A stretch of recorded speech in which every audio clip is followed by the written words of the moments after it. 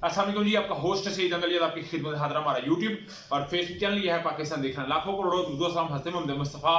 सल्लल्लाहु अलैहि वसल्लम और आले मोहम्मद पर। इमरान अहमद खान न्याजी साहब ने बीबीसी को इंटरव्यू दिया है और बाकायदा तौर पर इस बात का उन्होंने इकरार किया है और हर बात को क्लियर किया है कि जी आर्मी चीफ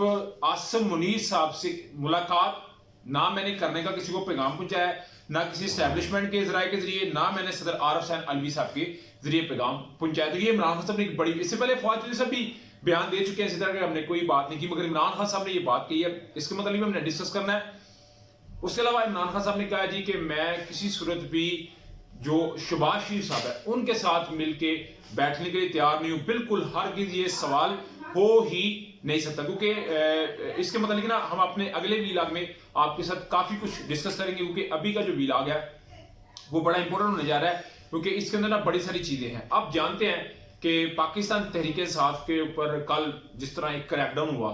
कि कल उन्होंने एक रैली निकालनी थी, परसों उसकी इजाजत भी मिली और हुआ क्या कि सारा दिन जो है वो एक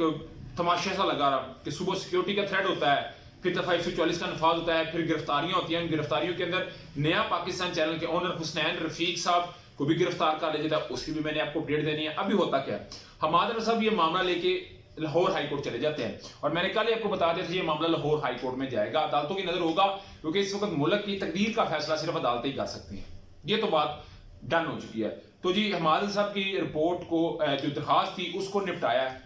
अदालत ने,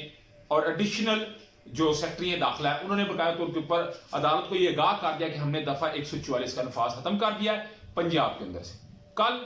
4 बंदों के खड़े होने पे, कल रैली पे, कल डंडा बरसात, कल वाटर कैनन और उसमें केमिकल, हर चीज का इस्तेमाल हुआ, मगर आज ये कुछ भी नहीं है, आज ये सब कुछ खत्म हो गया है। कल अली बिलाल मलंग जो है वो शहीद होता है, मगर आज हालात नॉर्मल है। इन 24 घंटे के अंदर किसने क्या कमा लिया, किसने क्या खो लिया, ये एक बड़ा सवाल है। मैं फिर कह रहा हूं, इस 24 घंटे के अंदर किसी ने क्या पा लिया, किसी ने क्या खो लिया, ये बड़ा सवाल है। मैं कल से जो है ना वो एक मुतालबा कर रहा था कि जी अमन अमन अमन दोनों साइडों से होना चाहिए, तो अदालत इसमें बड़ा अहम किरदार अदा कर रही है, मगर जिन्होंने ये इकदाम किया है या करवाया है वाकई उनके लिए सोचने का बड़ा मुकाम है। उधर अली बिलाल साहब की बात कीजिए जो मलंग कल शहीद हो गए, उनके वाला साहब की इमरान साहब के साथ मुलाकात हुई और रात के एक मामला चलता रहा जी के मुकदमा दर्ज करें, सुबह तक मुकदमा दर्ज नहीं था हुआ, और जो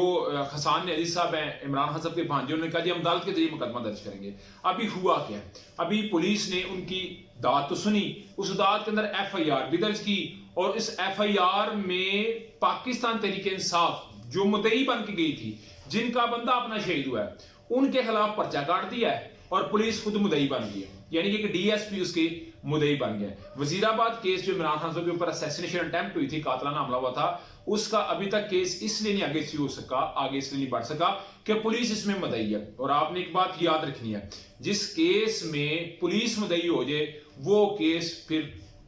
खत्म ही समझे, वो केस फिर रद्दियों में समझे, उस केस का कुछ नहीं हो सकता। अली मलंग साहब का भी केस इसी तरह ही हुआ है और इमरान खान साहब, हमाद अजहर साहब, हसन न्याजी, फवाद चौधरी, मियां महमूद रशीद और फरख हबीब साहब और हसन न्याजी, इन समेत तमाम के ऊपर दफा 144 की खिलाफ वर्जी, 13 कारकुनों को जख्मी होने पे 78वीं FIR इमरान खान साहब के ऊपर ही दर्ज कर ली, यानी कि जो इंसाफ लेने गए थे उल्टा उनको